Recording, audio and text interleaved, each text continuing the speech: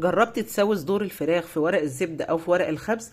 طريقتنا النهاردة طريقة حلوة جدا جدا بدون فرن، هتتحمر معاكي وهيبقى طعمها حلو جدا، احسن من اللي بتعمليها في الفرن كمان مليون مرة. وعايزة اقول لكم هتكون طرية جدا، متأكدة بعد ما تجربيها تقولي ما اكلتش فراخ بالطعام وبالحلاوة دي. نبدأ كده في وصفتنا على طول ونشوف هنعملها مع بعض ازاي.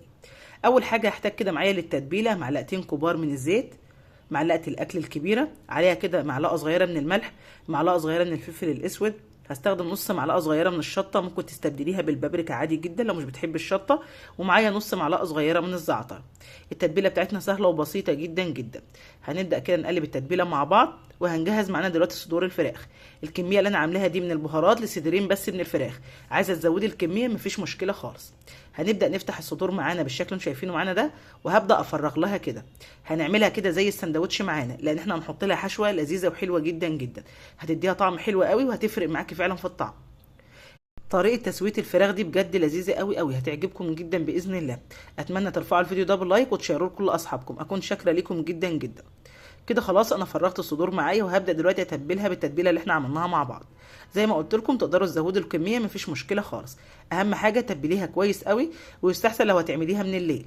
لو مستعجله زيها تتبليها قبلها مثلا بساعتين 3، وهتبقى حلوه قوي قوي معاكي. انا عن نفسي تبلتها بس قبلها بساعتين. اهم حاجه ان احنا واحنا بنتبلها نتاكد ان كل جزء كده في الصدر معانا تبلناه كويس جدا، عشان طبعا يبقى واخد معانا كده التتبيله واخد معانا طعم حلو جدا، فلازم كده نتاكد احنا تبلناه من جوه ومن بره. بصراحه هتفرق معاكم قوي. كده خلاص انا تبلت كده الصدرين معايا، وهبدا دلوقتي اجهز الخضار اللي انا هستخدمه معايا. هستخدم معايا النهارده حبه بطاطس، مش هحتاج غير حبايه واحده بس، لان انتوا زي ما شايفين كده معايا انا عامله صدرين. انا النهارده عامله جنب الصدور دي عامله طاجن لحمه بالبصل القوارمه، والطاجن ده انا عملته قبل كده معاكم على القناه، اقدر احط لكم المربط بتاعه في صندوق الوصف. وعملت بس الصدرين دول جنبهم، اللي عايز ياكل فراخ ماشي، واللي عايز ياكل من الطاجن مفيش مشكله خالص. وهقدم جنبه رز اصفر. كده ده حجم البطاطس معايا. هبدا دلوقتي اجيب معايا طاسه على النار، هحط كده فيها معلقتين كبار من الزيت. الزيت بس يسخن معايا كويس جدا، هبدا دلوقتي اضيف كده عليه البطاطس اللي انا قطعتها زي ما شفتوا كده معايا صوابع. هنسيب البطاطس دي في الزيت تتحمر كانك بتحمري بطاطس عادي جدا، بس في كميه زيت قليله. هنسيبها تتحمر ونشوف كده باقي الخضار اللي انا هضيفه عليها. هستخدم معايا بصل اخضر، فلفل حامي، وفلفل الوان. تقدري تستخدمي على حسب ما انت ما بتحبي، لو مش بتحبي الحامي استغني عنه مفيش مشكله خالص. البصل الاخضر ممكن تستغني عنه، تستخدمي البصل العادي برضو مفيش مشكله. هبدا اقطعه شرايح بالشكل ده. وهنضيف دلوقتي البصل الاخضر معانا كده على البطاطس. البطاطس معانا كده بدات تتحمر، هبدا اشوحهم كده مع بعض. الطريقه سهله خالص، دي الحشوه بتاعتنا اللي احنا هنضيفها كده لصدور الفراخ، هتدي لها طعم بجد رهيب مع الرز الاصفر. بجد عايزه اقول لكم لما تجربوها انا متاكده تعجبكم جدا، طعمها فعلا مميز. كده خلاص انا شوحت البصل معانا مع البطاطس. هبدا دلوقتي اجهز كده الخضار الباقي، بقطعه بالشكل ده. ممكن تقطعي تقطيعه انت حباها مفيش مشكله خالص. طبعا زي ما قلت لكم ممكن نستغنى عن الفلفل الحامي مفيش مشكله خالص. قطعت كده الفلفل معايا، وهبدا دلوقتي اضيفه معايا كده على على البطاطس والبصل. كده تمام جدا. هديهم بس كده تشويحتين على النار مش اكتر من كده، يعني مجرد دقيقه بس كده مش اكتر. وبعد كده نبدا نبهرهم مع بعض. انا بالنسبه لي مش هبهر اكتر من ملح وفلفل اسود، مفيش اكتر من كده، وهتبقى تمام جدا. وعايزه اقول لكم طعمها حلو قوي. كميه الملح على حسب ذوقك، وبرده الفلفل على حسب ذوقك. عايزه تزودي بهارات مفيش مشكله خالص. طبعا انت بتحطي الملح والبهارات وتبداي تدوقي، ممكن تاخدي كده حبه بطاطس وتدوقيها لو الملح معاكي مظبوط، على حسب ذوقك بقى، على حسب كل بيت ما بيحب الملح زياده او قليل براحتكم خالص. كده خلاص انا بهرتهم معايا، هبدا بس اقلبهم تقلبتين، وكده الخضار معايا جاهز تمام. هسيبهم بقى في المرحله دي يبردوا شويه عشان اعرف احشي بيهم صدور الفراخ. وهبدا اجهز بقى كده معاكم ورق الزبده اللي انا هستخدمه. طبعا هنستخدمه بطريقه معينه. معايا كده طبق فيه ميه، وهبدا اجيب ورقه الزبده او ورق الخبز، وهبدا ابله كده في الميه معايا. طبعا احنا بنبله ليه؟ اولا هيدي طراوه معانا للصدر، دي نقطه، والنقطه التانية كمان عشان ما يتحرقش معانا على النار، بس مش اكتر من كده. فببدا كده احطه في الميه، وطبعا لازم اعصره كده من الميه كويس بالشكل اللي شايفينه معايا ده. طبعا انا عامله صدرين فهستخدم معايا ورقتين، هبل برده كده معاكم الورقه التانية بنفس الطريقه. وبعد ما ببلها كده كويس جدا ببدا اعصرها كده من ميتها، وكده تبقى تمام جاهزه معانا. الطريقه سهله جدا ومش هتاخد معاكم وقت خالص، وهيطلع لون الفراخ معانا بجد تحفه، هتعجبكم جدا. هتشوفوا شكلها في النهايه رهيب، والطعم بقى مفيش احلى ولا اطعم من كده بجد.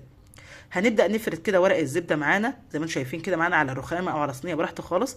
وهنجيب الصدر معانا، وهنجيب دلوقتي الخضار اللي احنا شوحناه مع بعض على النار. هنبدا بقى نحشيه على قد ما تقدري حطي، يعني على قد الصدر ما ياخد معاكي حطي، لانه بصراحه مع الصدر وانت بتاكليه بيبقى طعمه فعلا خرافه. كده ضفت كده الكميه بتاعتي زي ما قلت لكم. هبدا احشي على قد ما اقدر. في المرحله دي هبدا اضيف كده على الوش جبنه موتزاريلا ماشي، جبنه شيدر ماشي، براحتك خالص. لو انت مش بتحبي الجبن، في ناس ما بتحبش الجبن، مفيش مشكله خالص، استغني عن مرحله الجبنه دي واحشيها خضار بس، براحتك خالص. انا النهارده استخدمت كده معاكم شرايح من الجبنه الشيدر، وهبدا دلوقتي اقفل عليها. هنقفل الورقه بالشكل اللي انتم شايفينه معانا ده، زي السندوتش كده بالظبط. وهبدا اتني كده الجهتين كده على بعض كده، تمام جدا. طبعا هعمل التانية برضو بنفس الطريقه. الطريقه سهله جدا زي ما قلت لكم، مش هتاخد معاكم وقت خالص باذن الله. بنفس الطريقه اهو، عشان بس الفكره توضح ليكم. اهو بتنيها كده، وبجيب كده الطرف التاني، لو في زياده ببدا كده احطها عليها، مفيش مشكله خالص. وبنبدا نجيب كده الجهتين على بعض كده، تمام جدا. كل اللي هنعمله دلوقتي، احنا معانا طاسه على النار، هنبدا نحط كده فيها معلقتين من الزيت، ونشوف هنسويها مع بعض ازاي. دي الطاسه بتاعتنا، حطيت كده فيها معلقتين كبار من الزيت، ومش هحتاج غيرهم، يعني هم دول اللي انا حطيتهم، ما احتاجتش غيرهم تاني. دلوقتي بقى نبدا نحط الصدور معانا بالشكل ده. الطاسه بتاعتي مناسبه جدا جدا. طبعا احنا هنحط الصدور معانا، وكل اللي هنعمله ان احنا هنغطيها. طبعا لازم نغطيها عشان نتاكد ان هي استوت معانا كويس قوي. بغطي بقى الطاسه معايا، ودي مرحله مهمه جدا جدا. ليه؟ عشان طبعا على البخار كده تبدا الصدور تستوي معانا كويس قوي. طبعا النار لازم تكون نار متوسطه عشان اتاكد ان الفراخ استوت معايا حلوه قوي قوي. في المرحله دي بعد ما غطيتها بسيبها كده حوالي مثلا 10 دقايق، وابدا اشوفها كده معايا، خدت معايا لون من تحت، ببدا اقلبها على الجهه التانية، وهكذا. طبعا لازم تسويها على جميع الاتجاهات، وكل ما بتقلبيها على جهه لازم برضو تغطيها كده معاكي. كده هي يعتبر استوت من الجهه دي، وخدت معايا لون حلو جدا زي ما انتم شايفين كده معانا. ده لونها على فكره كده من جوه ورق الزبده. هتبدا برضو تاخد معايا لون من الجهه التانية، وبرضو هغطيها، وبعد كده هبدا اوقفها كده على سيفها. هوريكم دلوقتي هوقفها ازاي. بوقفها بالشكل اللي انتم شايفينه معايا ده. برضو هتاكد من جميع الاتجاهات ان هي استوت معايا. اول كده ما اخلص كل الاتجاهات يبقى هي كده استوت معايا تمام. هبدا دلوقتي كده اطلعها كده من ورق الزبده بعد ما استوت طبعا من جميع الاتجاهات زي ما قلت لكم. وهوريكم دلوقتي شكلها من جوه عامل ازاي، بجد خرافه. شايفين لونها؟ ولا فرن ولا اي حاجه، وما شاء الله. وما استخدمناش برده زيت كتير، هما معلقتين زيت، وكانت بالجمال ده.